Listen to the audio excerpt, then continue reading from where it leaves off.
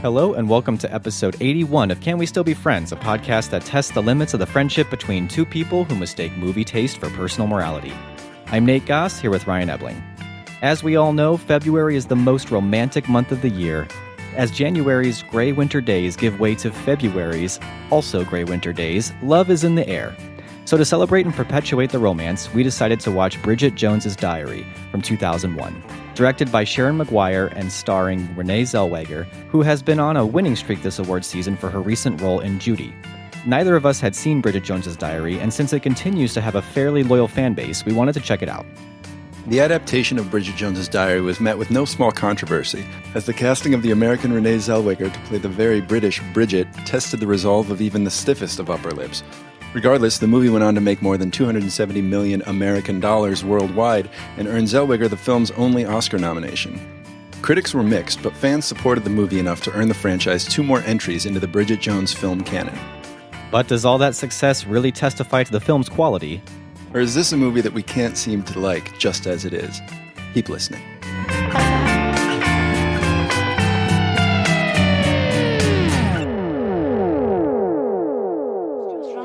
From you. Mother, I do not need a blind date, particularly not with some verbally incontinent spinster who smokes like a chimney, drinks like a fish, and dresses like her mother. Yummy. Turkey curry. My favorite. And that was it. Right there.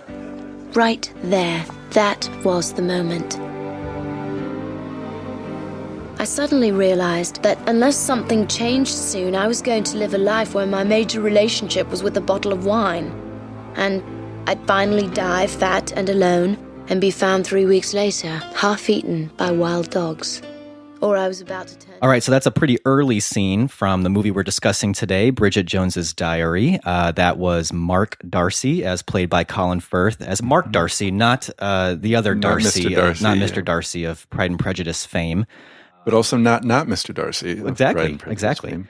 Saying some pretty mean things there, not knowing that Bridget Jones herself was in earshot. Right. That was kind of hard to catch from the audio clip alone. Right. But she was in the room hearing that, and then she resolves to change a few things, so she doesn't end up, dead in her apartment being eaten by dogs. Which none of us want that. That's a universal. Feeling. I related to that. So why are we doing this movie? Which we talked about in our intro. Right. Well, it's February. Valentine's Day is coming up. Yeah. Which I don't know if this episode will go up before that, but either way. Valentine's Day is either coming up or it's just recently passed. Yeah, and happy Valentine's Day to you, Ryan. Thank you. Happy Valentine's Day to you. Also, Renee Zellweger, I won't say disappeared, but she certainly hasn't been working as much as she was in 2001, where she was really in demand. Right, yeah. But she's back this last year with Judy, where she stars as Judy Garland. She's won pretty much every award. Yeah. Have you seen Judy? I haven't. Okay, I have. Well, I watched part of it. She is really good in it. I bet. I've seen the trailer. I did not care for the movie, but... The movie's not getting any nominations other than for her. I just thought it was really boring. In fact, I didn't even make it all the way through. I was kind of like, well, I can definitely see what Renee Zellweger's doing here. Awesome. She's doing a great job. Great. I will be very happy for her if she wins, but not in the movie for me. So as we record this, the Oscars are tomorrow. Yeah, so we don't know. We don't know, but it's pretty safe to assume that she'll win it. So congrats to Renee Zellweger. She won the Independent Spirit Award today. Oh, really? I didn't know that. Okay. And won the Golden Globe. I think she won the SAG Award. Yeah. She won the BAFTA for Judy. She's won the BAFTA and the Oscar and the Golden Globe before, all for Cold Mountain. So that was the kind of a similar thing where she was just on. It was a given that Renee Zellweger was going to be the one winning this award for the Best Supporting Actress in 2004, I think it was. And I have to say, this is, before we get too much in our conversation, I feel like I forget or had forgotten how good she can be. Yeah. She's everything. Really, really good in this. Yeah. She was nominated for 3 Oscars in a row, 2002, 2003, 2004. The first one being for Bridget Jones's Diary. And then Chicago, and then she won for Cold Mountain. And now, 16 years later, she's nominated for Judy and is probably going to win. And that's very impressive. she's a really great actor. Yeah. Well, and also we had not seen Bridget Jones's Diary. Right. So I didn't have any idea whether she was good or not in that, one of her best known roles. Mm-hmm. So I was actually thinking this, not only was this a great time to watch it, but I was looking forward to watching this just to kind of fill in that gap more than anything. Yeah. And speaking of filling in that gap, we also, both of us, filled in the gap of reading the book itself, the Helen Fielding novel. I'm not the kind of person that usually is like, you have to read the book and see the movie, and that they even necessarily need to be compared and contrasted all that much if you've done both. Right. But I do think since we have done it, we could bring a little bit of that into it. I think so. And I think it was important to read the book because the book was a phenomenon before the movie came out. The movie was highly anticipated because of the success of the book. And I don't think you can kind of remove the two from each other. That being said, the movie is very different from the book. It is. Incredibly different. Yes. So let's get into that. Let's get into our discussion. All right. And then we'll bring it back around to that. So instead we don't have first viewings. No, right? but should we do book reading instead of first viewing? Oh, okay. All right. Yeah, and we could even do it because we're both on Goodreads. So instead of Letterboxd, we do have star ratings there. You could go to our Goodreads accounts and and look at our star ratings. I even wrote up a little mini review. I think you did too. Yeah, I wrote very briefly. Yeah, they're about as long as my reviews get. Yeah. 2 paragraphs. So yeah. So for me, I did not like the book. Yeah, me neither. I rated it 2 stars out of 5. You rated a little less than I did. Yeah, generally, I couldn't get into what it was doing. So there's times where she like drops pronouns and it's written like she's writing very quickly, like you would in a diary potentially. And then there's other times where it's very detailed storytelling, right? Dialogue and everything, which is fine. Like I'm fine with that sort of. But then like, since I'm not charmed necessarily by it, I start like kind of finding those faults a little bit more grating. Like there's one passage where she's running way behind in preparing dinner for her friends. We had the same exact thought, I think. And it's like a minute by minute account. It's time stamped. So is she stopping in this complete panicked rush to journal this? I was reading Why that on that the happening? page and I was like, quit writing and go finish the meal. Fix the dinner. It felt extremely disjointed. It just didn't really work for me in a lot of ways. And I can't tell if we're supposed to be scrutinizing, for lack of a better word, Bridget Jones's obsession with her weight. Or are we supposed to be finding humor in it? Because she is very obsessed with her weight. Well, every log starts with the her weight yeah. and alcohol units and cigarettes and calories. Yeah. And it doesn't seem especially body positive, this book. I don't know if there's enough there that Bridget is supposed to be sort of like, not an unreliable narrator, but a narrator who isn't as aware as we as readers are supposed to be of what she's doing. I just didn't get that sense that that's actually happening. But I also am aware, after having talked to women who have read it and had a positive connection to it, that especially in 1996, this was one of the first times that any woman with body image issues, with weight concerns, was portrayed as somebody who had real feelings and real depth and that sort of thing. So I don't discredit that or discount that. And so how much can we put our 2020 lens on that and criticize it for that? Right. But that's just the truth of my experience reading it. It was just sort of, I'm not sure what is supposed to be happening here. Yeah, and the book is supposed to be a really funny book, and I think that there were a few parts I found humorous, but I think for me the comedy even just kind of fell flat. Yep. And I think, and at the end of the day, I just don't think that it was a book ever intended for me or written for me, and that's fine. Absolutely. Not everything has to be written for me. And it was good for us to read something that is not written for us. But, we have to be honest about how we felt. And so I think I rated it like 1 star more than you did, 3 stars. But I was privy to that conversation you had with someone who kind of enlightened you to what it was doing at the time. I had that sort of as I was reading it and before I finished it. And so by the end of the book, I was kind of reading it through that lens and reading it as if like, okay, I can see why even having that log of like someone struggling and fluctuating in their weight and alcohol intake and everything, and that at that time that it would have just felt fresh for someone to even be talking honestly about that, right? As opposed to probably what you would have seen a lot of, which is like a woman has a a moment of clarity, and from then on it's easy for them. Right. You know, that this Bridget Jones is someone who is constantly struggling, but also has moments that are, you know, very nice. Like her life isn't entirely miserable. No.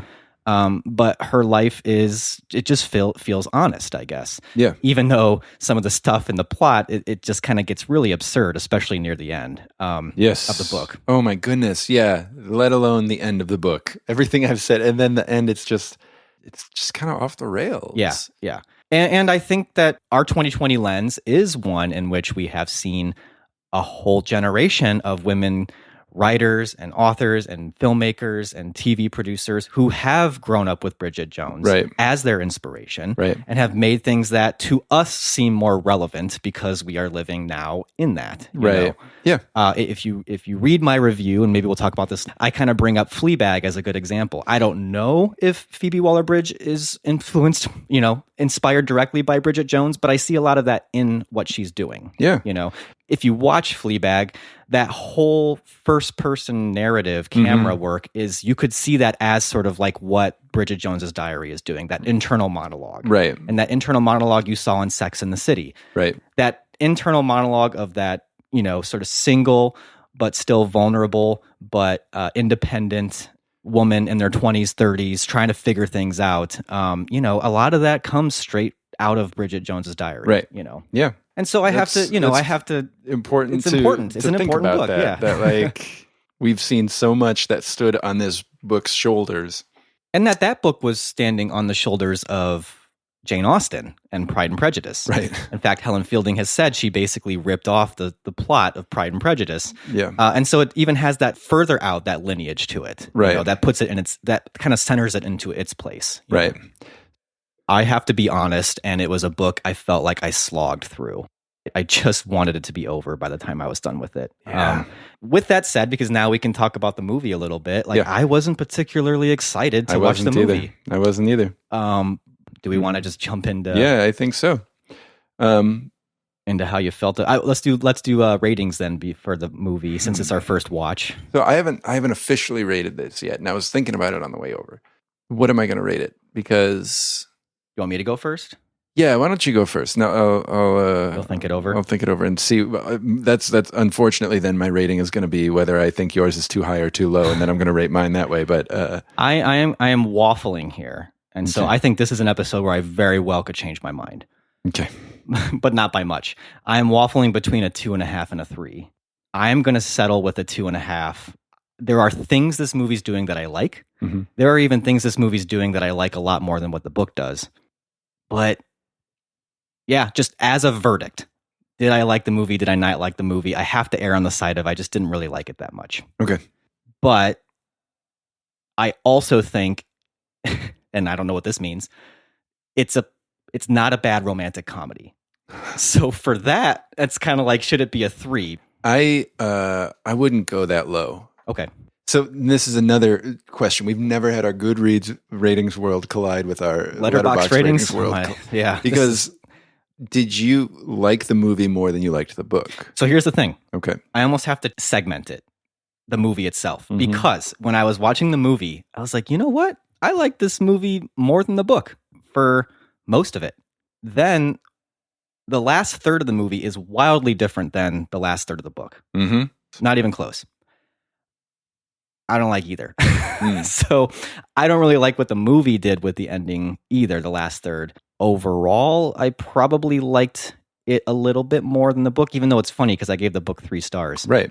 That's where it's my colliding, question. You know, as absurd and off the rails as the last third of the book is, I think it's truer to the characters than the last third of the movie is, if that makes... It probably doesn't make sense because I'll have to explain myself. But yeah.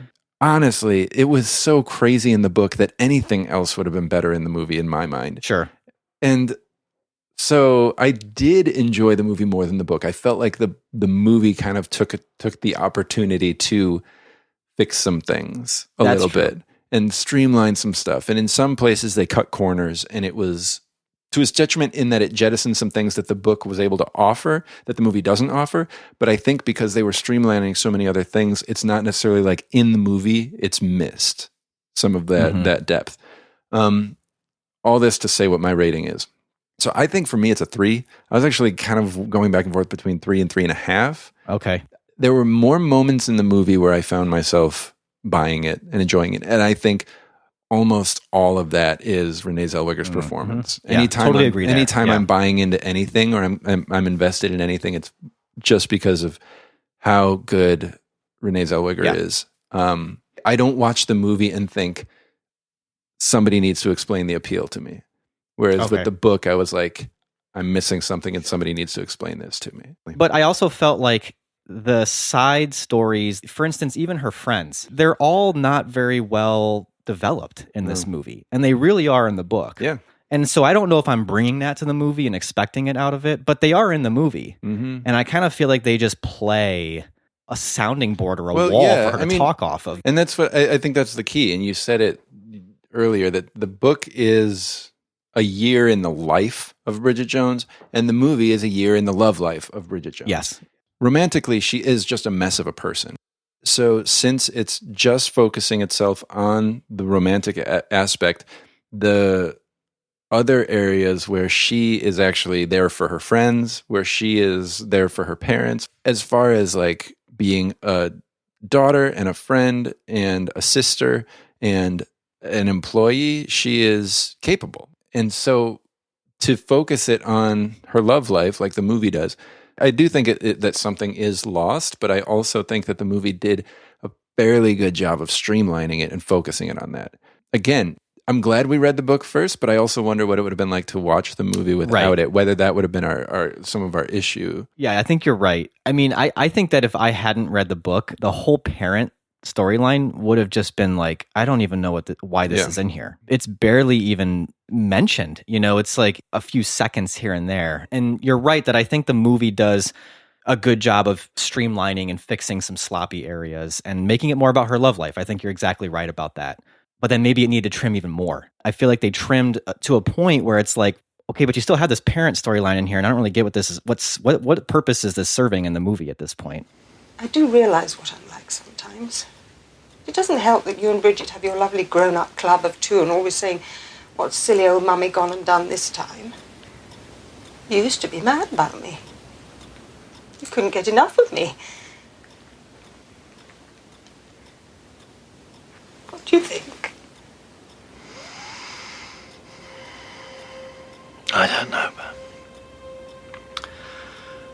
I just don't know now.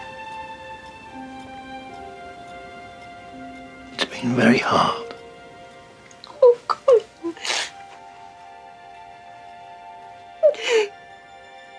I'm joking, you daft cow. I just don't work without you. And then also with the friends, they seem to be like the support that she needs. But by the end, when they're doing that whole Paris trip thing, and I'm like, I'm not buying this. Like, I'm not buying this whole thing. Yeah. And the dinner party scene in the book is so much more about not just Mark Darcy, but it's about the friends coming together and making her feel special. Yeah. And the movie makes a choice, and I'm not saying it's necessarily a good or bad choice, but it makes a choice about it being more about Mark Darcy being the one that makes her feel better. Yeah. And the friends just kind of become extras at that point. They barely even serve any comic relief. They cast votes that Mark is a good guy, essentially. Yeah. Well, and one of the screenwriters is Richard Curtis, who wrote one of our favorite movies, Love Actually. That explains a lot. So if you want somebody who is, maybe that's what he did with Love Actually. He was like, I'm upset that I didn't get to tell the stories of 20 people in Bridget Jones's Diary. Right. I'm going to tell a story of 20 people. And make sure I still get Hugh Grant and Colin Firth in there as well. Right. I was actually thinking of rating this much higher, and then I feel like when they got into the fight in the restaurant, that is really where the movie veers from the book from then on. Yeah. And I'm okay with that, by the way. Like, just generally speaking, I have no problem with movies veering from books. And I'm also not one of those people that says the book's always better than the movie. No. Like, in fact, there's many cases where that's not true. So it's a bit of a mess, the movie. The last third is. I actually think certainly. it's a pretty clean movie up until then. I was laughing. That's another question. Like, did you think it was funny? I did. By the end, I did not think it was that funny. But I did. like throughout. Yes. There were certainly times where I was, yes. And I was kind of sold right away when I saw the way she sang all by myself. I am 100% with you. With the guitar Yep. movement and the way And that the it drums kind of, and like, it's... I was like, sold. Yeah. Totally.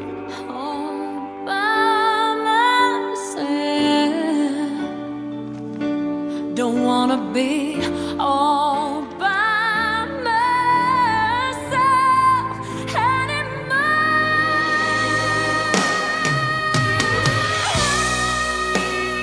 Yeah, part of me was like, wow, Renee Zellweger is really doing a great job. But then it's also really pretty funny to think that Bridget Jones is so familiar with the song All By Myself that she could do the guitar the lick. guitar, Yeah. the drums. She can hit every moment perfectly. I actually think that the movie brought a few visual pieces of humor that you would never get by reading the book. And that was one of them. The other one is, I think, it actually does a pretty good job of inserting the diary where it needs to, you know? And then pulling like, out of that. And pulling from the That's diary. better than the book does. Yeah. But then like kind of visually cutting with that. Like when it cuts to fantasy. Right. And then it cuts back to reality. Yeah. We've seen that a million times now. I mean, that's a pretty smart way to handle this book that's written entirely as diary entries that you have to turn into a narrative, but you still need to bring in that internal monologue with the diary as well. And sometimes overlaying text. Like Sharon Maguire, the director, chose to do it in different ways when the story needed it to do it certain ways. What could be a difficult feat, she handled really well and made the filming of it enhance the sort of like charm of the language or the uniqueness of the format. Now, it's this weird thing, though. As much as I didn't really like reading the book, as much as I didn't really like the movie, I also, at the same time, while reading the book, was super curious to see like who plays this person, and like I kept like wanting to, I'm like on IMDb, yeah, like to visualize that person, like how did they get like actualized on the screen? Yeah, and truth be told, by the end of reading Bridget Jones' Diary, I was kind of like, well, what's the next book about? Like, I won't read it because I hear from it's from okay the person, if you do. from the people I talk to, it does not get better.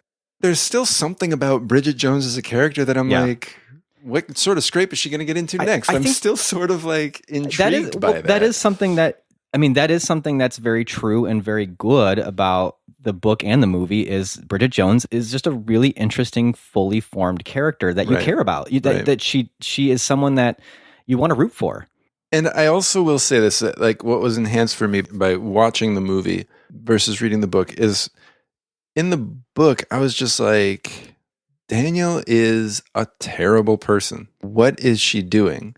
And then again, as I talked to some women who read the book, they said like that felt very true to their experience, that they all had friends and were that friend who were with a guy.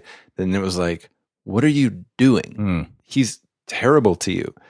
So Hugh Grant was really fantastic at playing both sides, the charming and so it was, to watch it play out, it was like, oh, I mean, I can see it. Daniel. Yeah. What happens at the office? Well, I'm glad you asked that. You see, it's a publishing house. So that means that people write things for us, and then we print out all the pages and fasten them together and make them into what we call a book, James. Now, do you think people will notice? Notice what? Us. Working together, sleeping together. Hang on a minute, James. Just slow down. It started on Tuesday and now it's Thursday. It's not exactly a long-term relationship yet, is it? Very bad. Okay, so earlier on, I was saying that I thought the book was maybe truer to its characters than the movie. You talking about this kind of gives me another good example of this, and that is in the character of Mark Darcy. Because, you know, that clip we played at the very beginning, that's almost word for word from the page of the book, as far as like how mean he is and what cruel things he says about her. Right. I feel like in the book, the character of Mark Darcy does evolve in her perception of him, but he still seems like the kind of character that could say something like that. In the movie, I feel like Mark Darcy becomes a different character at the end. At the end, you feel like this is a guy who would never say that. Yeah. Because he's like Mr. romantic. Right. You know, like he reads these awful things about himself in the diary. And of course I'm thinking like, oh, you know, he still is Mark Darcy. He's leaving. Yeah. But no, it turns out the whole time he was just going to get her a new diary. I'm so sorry. I didn't mean it. I mean, I meant it. But I was so stupid that I didn't mean what I meant. For Christ's sakes. It's only a diary. Everyone knows diaries are just full of crap. I know that. I was just buying you a new one. Time to make a new start, perhaps. None of that's in the book. Right. And I'm like, that's a sweet thing for a romantic comedy. And even if it is sort of like coming from Pride and Prejudice, it's this idea of like this Mark Darcy character. He seems standoffish. He seems snobby, but he's not a little socially awkward. But you know, he's not as bad as he seems. And that's the whole arc of the character. Yeah. But I'm all still like, but he still said that stuff. Right. And it's not like she misunderstood him. Right, exactly. You know, it's not like she only heard half the conversation. Right. I felt like the movie didn't do quite as good enough job of the book of basically saying like, he's still Mark Darcy, warts and all. Yeah. It was more like saying he's Mark Darcy who doesn't have any warts except for that one scene at the beginning. That one time, yeah. Which maybe he was frustrated because he was wearing a sweater that his mom made him wear. That might just be kind of a mechanism of that era's romantic comedy. Like, I don't know how you get out of doing that necessarily. Yeah. You kind of have to have that evolution happen. Right. And I actually, as I was watching it, I said, like, more or less what we're saying, that, like, it does a better job of fixing a lot of the issues with the relationship with Daniel, but it does a way worse job building the relationship with Mark. Okay. I think the movie would have been better if it had gone all the way and dropped any like really negative stuff about Mark, like the meanness. Yeah. Like that he was kind of a weirdo at the party. Yeah. Could be kept. But that like cruelty is just sort of a whiplash. Yeah, like, we'll go one way or the other. You know, like either make him so he doesn't have that cruel aspect to him in the beginning, or just make it so that she understands this is a guy who is kind of cruel sometimes, right? But ultimately comes to love her, and that is worth it. You know, that's worth it. Because do we see any reason for him to go from saying the terrible stuff about her to "I like you just the way you are"? No, that's probably it for me. Where I think you're helping me point this out. Like I don't see where he actually is coming to this realization that he loves everything about her. I realized that when I met you at the turkey curry buffet that I was unforgivably rude and wearing a reindeer jumper that my mother had given me the day before. But the thing is, what I'm trying to say very inarticulately is that, in fact, perhaps despite appearances, I like you very much. Apart from the smoking and the drinking and the vulgar mother and the verbal diarrhea. No, I like you very much, just as you are. I don't know if our inability to recall when that happened is a fault of ours as viewers, or if it's a fault of the movie is not being especially clear in its development of characters and the relationships. Right. There's not even a moment. It's not even like a cheesy moment where it's like it goes in slow motion or it goes in like soft focus or like anything. It's just sort of, when he says that, and it's sort of out of the blue, and it's out of the blue to her too. I mean, and don't get me wrong, because I like that sentiment. I do too. But I also don't get the impression that Daniel doesn't like her as she is. Right. You know? He never, going back to like the stuff like the weight, the alcohol, that stuff. I mean, he never asks her to change any of that stuff or anything. Like, I mean, Daniel, like when he finds out that she's wearing those like huge pair of underwear. Oh, yeah, he doesn't care. He makes kind of a joke about it in a really disarming and sort of accepting way. Yeah. You know? That's true. Is Daniel the good guy here? That, like, no, like no, I don't obviously not. But and so for me, it feels like part of it is the super lazy way it is connecting to Pride and Prejudice. Like, oh, I need to find a plot for this character. Pride and Prejudice is a good one. And so it finds those spots where Pride and Prejudice hits, but just tosses them in without connecting those two in any other sort of way. And so, yeah, you can follow the beats of Pride and Prejudice through it, but you really can't follow the connection between them. Right. Although with that said, I do like the very meta touch of casting Colin Firth as Mr. Darcy. I think that's pretty funny. And that I don't know, that takes some, or is it lazy? Maybe. Because the book mentions only two celebrities by name as far as like people involved in like her conceptions of romance and everything. Well, and then it's like, you're right. Cast them. Yes. Let's just go but I with think them. but I think for those in the know, it adds a layer of comedy. Sure. Kind of getting off that topic and go back to like the disjointedness, the final third, I guess as I'm thinking about it, it is way more out of place than it felt when I watched it. Because as I was watching it, I felt like, well, at least good, they're jettisoning some of that like insane stuff. Yeah. But they also added some insane stuff because in every sense of the word, the fight scene is totally out of place. Yeah. There are a couple funny parts during it, I think, like when they both end up like apologizing to people separately and then like mildly funny that they pause the fight to sing happy birthday to somebody. But like, it's all just so typical and trite. And one of our listeners, Eric, who always chimes in, there's been multiple times where he has written to us and talked about people going through glass windows and not getting hurt. That's true. But not just that, Eric points out that no police response, no ambulance, nobody, no grief. He says no grief from management or ownership. Nobody gets arrested. He's worried about the restaurant here. How's that restaurant going to stay in business after this?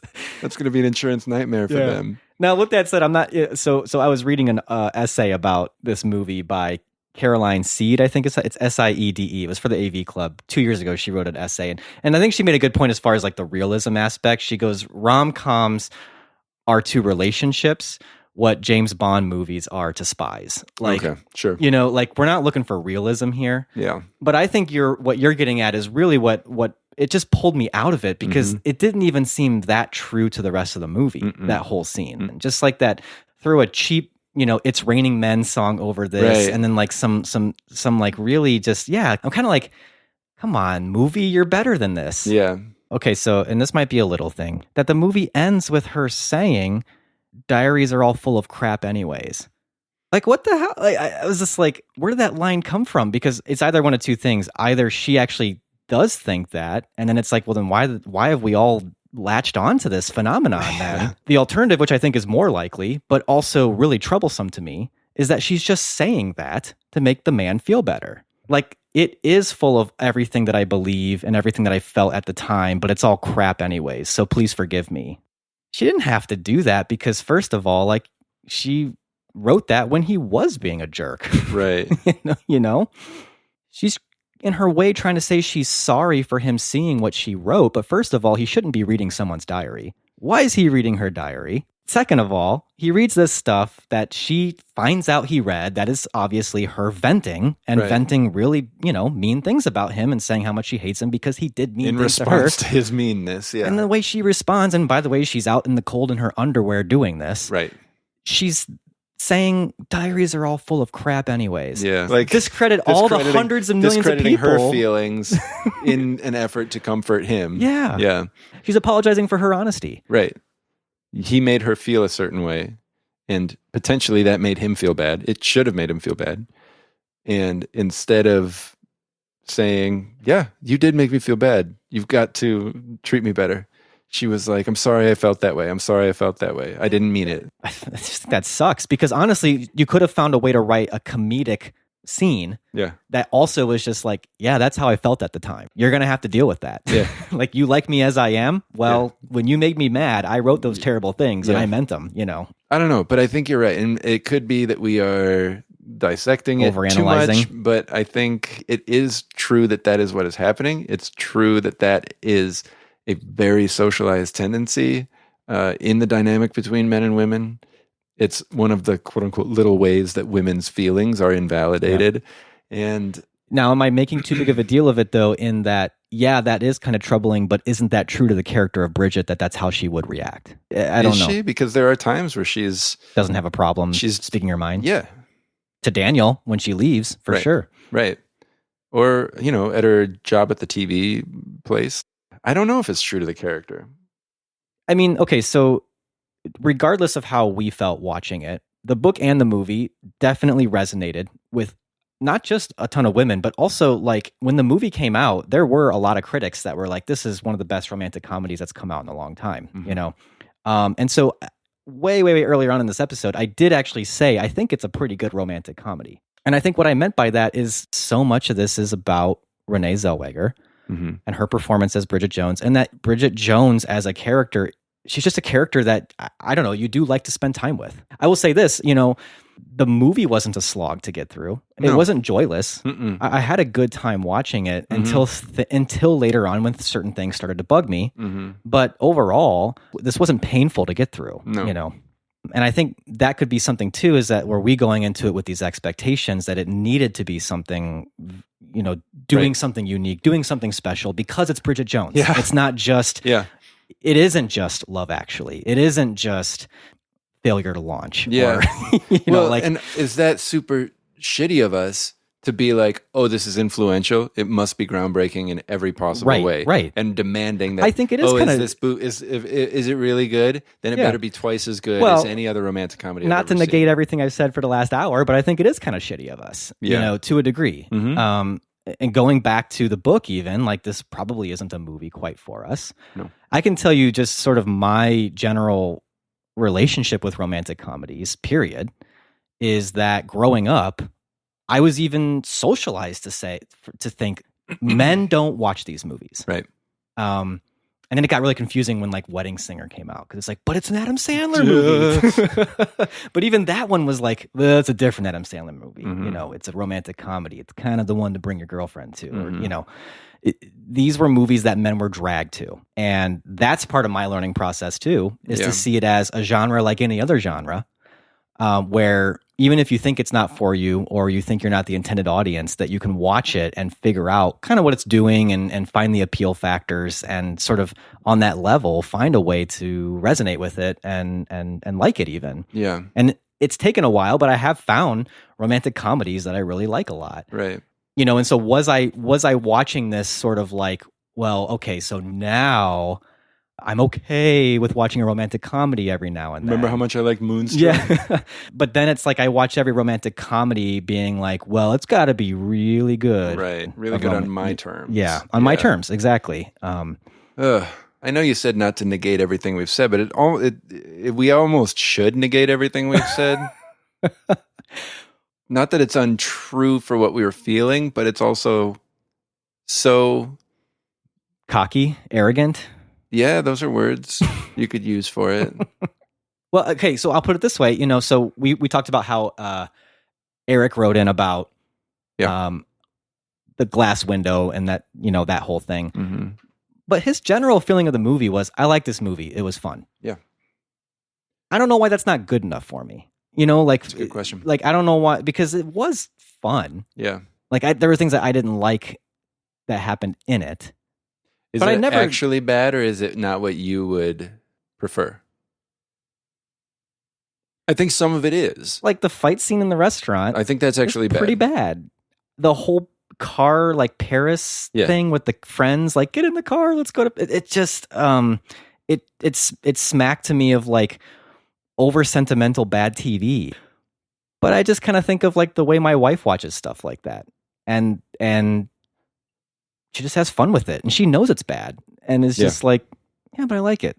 The way that, and I still don't know how to say her last name, Caroline Seed, I think is Siede. She writes a really thoughtful essay on this movie, and what's the greatest sentiment in the movie, she throws it back on the movie. When she's talking about the thing that we had the biggest problem of, where with the diary thing and that whole climactic scene, she says, so I prefer to leave Bridget Jones the way her first film does, with Bridget kissing Mark Darcy in the snow while two older women look on, scandalized by the tiger-striped underwear she wears to chase him down the street. It's a classic romantic fantasy balanced by that relatability. Even Bridget's fairy tale moment comes with a healthy dose of public embarrassment. It's a finale and a film that timelessly encapsulates the best of what the romantic comedy has to offer. In other words, it's damn near perfect just as it is. Sort of like, it's not a perfect movie. And the people who love it the way it is. Mm-hmm. I guess we shouldn't talk about it as if we're like finding things in it that other people haven't thought about before, or that we're coming at it from this place that's like completely new and fresh and pointing out all the ways in which this movie hasn't aged very well. We're the first people to see it for what it is, or some cocky and to recognize like that the people who love it are just as capable of seeing those warts. And are just more capable of not being assholes about it. Right. This is weird. I feel. But I can't change how I feel about it. No. I can't change that. I can't change, and I'm not asking you to take out what I said. But I am feeling embarrassed, and I'm feeling. Are you really? About what, though? A little bit. I'm feeling a little exposed for like how I was defining the terms as to how this movie should like impress me or be. And I'm coming into a genre that we keep saying, we know this isn't for us, but we're gonna act like it came into our lives trying to be what we wanted it to be, you know? And as I was talking to one woman about this, Anne, who's been on the show before, I was like talking about the end of the book, and I'm like, why would that happen? And she's like, you haven't read a lot of romance books. That happens. That's a good point.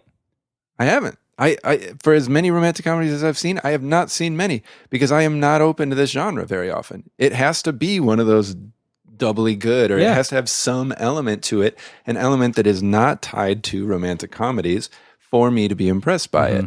And so I'm defining things. I am coming into a situation that is not my situation. It is not my area of expertise or knowledge or experience or anything.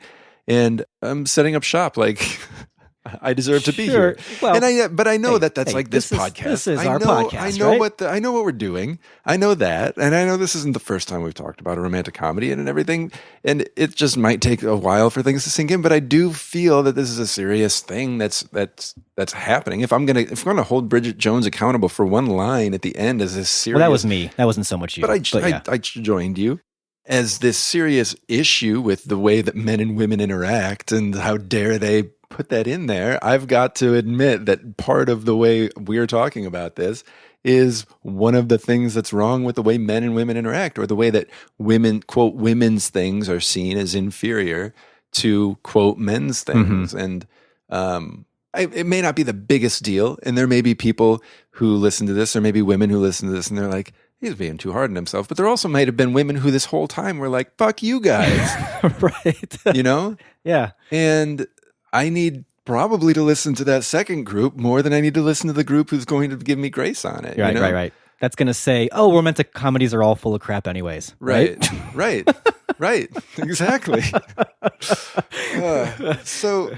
Well, okay, so we can dial it back and bring a little bit of humility to this. And that's what I'm trying to do. Right. But I can say that our question about that line is a fair one. I agree. And we don't need to make a judgment, though, on the movie based on it, but we can ask that question. And I think the humble way to come about it is, this is something that's confusing for me. That is a confusing part of the movie to me. So is it a flaw? Because if it was a genre that I knew really well, I would be able to tell you either it's a part of the genre or it's a flaw. With all the stuff we're saying about Bridget Jones, are these just parts of the genre, or are they flaws with the movie Bridget Jones's Diary? You know, yep. And honestly, I think we have to answer. In most cases, we don't know. But after spending 50 minutes acting like we do. Well, that's going to be this episode. Happy Valentine's Day. You know what though? Like, I'm pretty sure most of our audience is a lot of men, and so maybe it's a challenge to most of our audience to be like, look, why don't we make an effort, not only to like watch these movies? Maybe if your wife is into romantic comedies, mine is. I always watch them with an axe to grind. Oh yeah, and stop doing that. Right. Like, this is a movie they love. Like, figure out why they love it. Like, Yeah. really, what's the underlying things happening here that is speaking to women when they watch this? You know, women in my life in particular. Right. You know, and I do this all the time. I mean, Christmas rolls around, and my wife wants to watch Hallmark movies. That's what she wants to do. I will be happy to oblige once in a while, quote unquote happy, but she will constantly be like, I just can't do this with you because you're smirking the whole time. Right. You know, I'm ruining the experience for her. I got to stop doing that. Yeah. That's the thing. I got to stop doing that. Yeah. I wouldn't do that with any other genre. Right. That especially ones that typically cater to men. Right. You know, like I would say sci-fi isn't always my thing. Right. But I'm not going to go to a sci-fi, like full-on genre sci-fi movie with someone who loves sci-fi and like, smirk the whole way. Aliens. I'm going to basically do what I should be doing with romantic comedies, saying, what's going on here? What's the mechanics of this? You know? Yeah. In a way that is not. Prove it. Yeah. Yeah. And I think there were points where when I listen back to this episode, I'm going to say, like, I should have told myself to stop being a dick. Yeah, if I don't cut it out. This episode's Go 10 ahead minutes and leave long. it in. Yeah. No, I get you. I hear you, man. But I also feel like this is a podcast about our personal responses to the movies. And I think we're asking of ourselves something that's not really possible, which is to take out that from it, you know, to take out our personal reaction to those movies. We have again and again, and it's not a bad thing, but we have again and again recognized that our viewpoint is limited. And I think we just have to do the same thing here. But I guess was the way we were talking about it, seeking to be more informed about it, seeking to say our blind spot leads us to think this. Is there something more we should know, or were we just like only speaking from our blind spot? And it's tough because we don't. I don't know. What I think would have been good for us to do, and this is honestly just out of our laziness, is do our homework. Right. You know, which I don't think either one of us really did. You know, we had one conversation with someone at work and felt like, yeah, we got it. It would have done good to look at the history of romantic comedies and what have I seen, because there has been an evolution. We're coming at it late. We really are. Yeah. And we're coming at it late and uninformed. Yeah. So, you know, and then that's where the education continues. And so if we have listeners who do want to, let us have it, you know, tell us where we were wrong. All right. Well, we still have our formula for the show here. So we still have to do how we're feeling and what our new Letterboxd rating is. Personally, I probably owe this movie as much as I owe how I felt about the book, you know, so I will go ahead and bump this up to 3 stars. And I would need some more feedback before I could go back to this movie and watch it and feel like my feeling would change all that much on it, you know? I think this movie is more important to me as an entry in the genre than it is as a movie standing on its own. And this is one of the tougher post-episode ratings because of a lot of things. Like, do I rate it as the movie I started the episode thinking of it as? Do I rate it as a movie that I realize a lot of my ignorance is affecting the way I see it? So I give it a benefit of the doubt rating. Do I give it a rating based on the way that we've discussed it was ahead of its time and we're coming to it late? That would increase its benefit of the doubt quotient. Do I rate it based on the things that I have loved that so clearly were affected and influenced by it? I don't know. So you're 3? You put it at 3? I put it at 3. You know, okay. No matter how much we want to be enlightened about this, yes. This I'm happened. Not going to posture in my rating. Okay, but honestly, like this goes not just even for romantic comedies or things that seem outside of our wheelhouse. This is a podcast about our feelings on these movies, and even if I'm willing to admit that a lot of this comes from my general feeling towards the genre, I still have to be honest with myself and just say this is how I felt about the movie as far as how much I enjoyed it. You know, I liked it good enough. Yeah. I can't personally go much higher than that. I liked it fine enough, but it wasn't great to me. Well, then let me anticlimactically keep mine at a 3 because as far as my enjoyment of watching this movie, I liked it well enough, like you did. I think I liked the first 2/3 a lot more than I liked the last third. But Absolutely, But there are elements of the last third that I liked better than in the book. Yeah. But then there are also elements of the last third that, story-wise, everything, it's just sort of confusing, Yeah. and a little out of nowhere. I think we're being a little bit harder on ourselves, probably for good reason, but Right. we're being harder on ourselves because this is a genre that is so traditionally for women. Yeah, well, and it's so often disregarded. And disregarded because of that, probably. But the way I'm talking about how we rate things and everything, that's true of all the movies we do. Like, we would watch a classic, right? Right. And I could say the exact same thing and be like, look, I understand what this thing was doing in its time. I can say that people probably loved it in its time. A critic could come here and tell me why it's amazing. Yeah. But just me watching it right now, I'm not feeling it, you know? All right. So then I will anticlimactically keep mine at 3 stars. Okay. But how are we?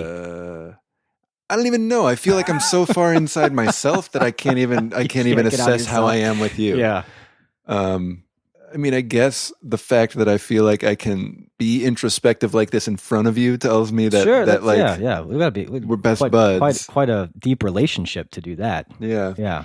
We don't feel that differently about the movie. No, I don't think so. I think any tension that's occurring is internal. Okay. Well, it's one of those, like, I mean, I think we're good. I don't know how our listeners are feeling about this right now. Yeah. So anyways, all right. We'll just, say best buds. Yeah. I mean, I think we can be best buds. Yeah. Might as well. Okay. So then I guess why don't we switch gears then and talk about what we're going to discuss next month. All right. So this was hard for us. Yeah, we couldn't figure out a good movie to do this time. What we ended up deciding to do was just do a movie that I've basically been telling Ryan, you need to see this movie. It's a gangster movie. And, The Irishman is also a movie that got a lot of traction this year in the awards. Not a lot of traction, actually, but got a lot of nominations, but nobody really cared. So maybe in that vein, even, here's a gangster movie that deserved a lot of notoriety and no one really cared when it came out. Yeah. And it also fits in line with the fact that, there were so many women directors who were worthy of a nomination this year for the Academy Awards. And here we are without any. Right. So we thought maybe let's remedy that a little bit for our podcast, at least, and watch a forgotten movie that I think is absolutely great. Yeah. A good gangster movie. Directed by Elaine May. Came out in 1975, and we are going to watch Mikey and Nicky is the name of the movie. And I'm going to guess a lot of listeners maybe have never even heard of this movie, which is exactly why you need to see it. But it is pretty easily available. It was a Criterion release, I think, just a few years ago, if not just last year. Okay. If you are part of the Criterion streaming channel, it's on there, but you could also get it on DVD, Blu-ray, probably from most of your local libraries. Yeah. It's also, if none of those appeal factors get to you, I mean, it's basically a little tiny gangster movie with Peter Falk, John Cassavetes, and Ned Beatty. Yeah. That's quite a trio. Yeah, and it has, I don't know if you've seen much Cassavetes films. Mm-hmm. It has that kind of feel to it, a very sort of like loose. It feels improvised, although we can talk about the fact that it very much was not. It's very realistic performances. But very realistic, yeah. I mean, it's mostly Peter Falk and John Cassavetes just working off each other, and I could watch that. I mean, it's just a masterclass in acting. And Peter Falk was in a lot of Cassavetes movies, so there's a rapport there. Yeah. So I run a little cinema club at my library, and we showed this movie to our little cinema club, and everyone there, really loved the movie as well. All right. So we're going to do it. If I don't like it. Sorry, you heard that yawn. It is late. It is very late. We don't have time for banter. We're sorry about that. But if you don't like it, then you are flying in the face of Nate's cinema club. We know. We know that the banter is what everyone listens for, and so we apologize. We've talked about that. We are very sorry about that. Tonight, it's just super late. Yeah. And we took a long time trying to figure out what we're going to watch. Yeah. So if you're upset about the lack of banter, there are plenty of ways for you to tell us about that. Yes.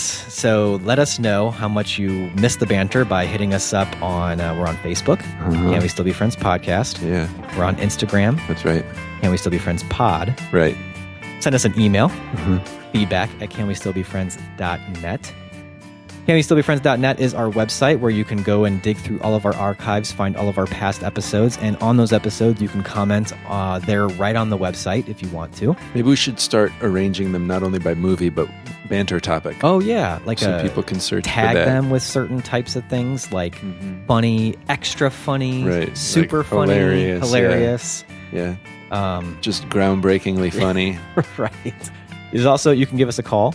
Or record a message. Yeah. And email it. You can do that, or if you want to actually use your phone and give us a call, you can even do that. Yeah. We make it super easy. 847-306-9532 is the number to call. Mm-hmm. And if you're looking for a way to support the show, the best thing, honestly, that you can do is just give us a rating on Apple Podcasts. That rating goes a long way. A little mini review, and then just share this episode on your social media channels with your friends, your family, and. All right. Well, thank you so much for listening. We're going to take off. We're going to go get some sleep. So, we'll catch you next time. Yep.